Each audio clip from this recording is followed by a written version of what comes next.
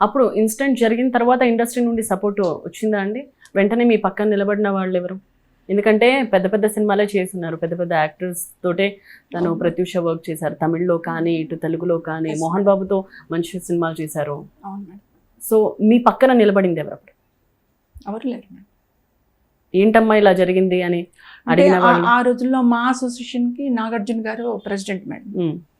So Nagarjuna sir PA దగ్గర నుంచి call వచ్చింది, అమ్మ రమ్మంటున్నారు ఒకసారి అని. వెళ్ళాను. ఇది అన్నపూర్ణ స్టూడియోలో షూట్లో ఉన్నారు సార్. వెళ్ళాను, నేను బాబు ఇద్దరం వెళ్ళాం, కూర్చున్నాము.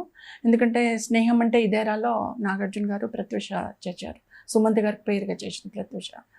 సో వెళ్ళి కూర్చున్నాం, బాధపడ్డారు సార్, చాలా బాధపడ్డారు, కళ్ళ నీళ్ళు పెట్టుకున్నారు. మంచి అమ్మాయి, నెక్స్ట్ మూవీ నాదే ఇద్దాం అనుకున్నాను హీరోయిన్గా, చాలా బాగా చేసింది, నెక్స్ట్ మూవీ ఇద్దాం అనుకున్నామని చాలా బాధపడ్డాను. నేను ఏడుస్తుంటే తను కూడా కళ్ళ నీళ్ళు పెట్టుకున్నాడు. ఒక 15-20 మినిట్స్ కూర్చున్నాం, వచ్చేసాం. అదే లాస్ట్ మేడం, మళ్ళీ నన్ను పిలవలేదు. మా అసోసియేషన్ వాళ్ళందరూ కలిసి ఒక మెమోరాండం తయారు చేసుకొని చంద్రబాబు నాయుడు గారిని కలిశారు. అప్పట్లో కలిసి ప్రత్యూషకు న్యాయం చేయాలా, అమ్మాయి అన్యాయం అయిపోయిందని చెప్పి ఒక మెమోరాండం ఇచ్చారు. That's it. ఇంకా ఏది కాలేదు. మళ్ళీ తమ్మారెడ్డి భరద్వాజ గారు కొద్దిగా అటు ఇటు నా వెంబడి తిరిగి కొద్దిగా హెల్ప్ చేశారు తమ్మారెడ్డి భరద్వాజ గారు. ఇంకా అంతే మేడం, ఇంకెవరు రాలేదు, ఎవరు చేయలేదు, ఎవరు మాట్లాడలేదు మాతోటి. చనిపోయిన రోజు మాత్రం బెంగళూరు నుంచి వెంకట్ గారు, నెక్స్ట్ డే మార్నింగ్ ప్రోగ్రామ్ ఉంది కదా, వెంకట్ గారు కాల్ చేశారు. కాల్ చేసి, అమ్మ చాలా సారీ అమ్మ, నేను ప్రత్యూషతో చేద్దాం అనుకున్నాను, సారీ చాలా బాధ అనిపిస్తుంది అని చెప్పి మాట్లాడారు. మళ్ళా చెన్నై నుంచి విజయకాంత్ గారు కాల్ చేశారు. మళ్ళీ సత్యరాజ్ గారితో చేసింది పాప, సత్యరాజ్ గారు కాల్ చేశారు. మురళి కాల్ చేశారు. మళ్ళీ అంబికా మేడం కాల్ చేశారు.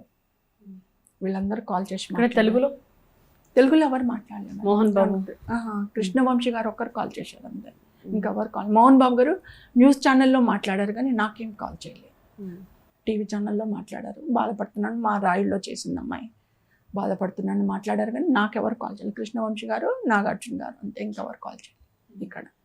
కానీ ఎవ్వరు హెల్ప్ చేస్తామని ఎవరు ఫార్వర్డ్ కాలేదు, మీకు సపోర్ట్ ఉంటామని ఎవరు ఫార్వర్డ్ కాలేదు. అందరూ ఆ రోజుకి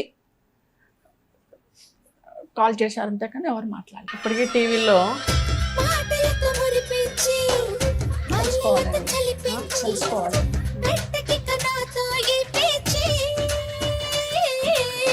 చూస్తుంటారా ఇవన్నీ?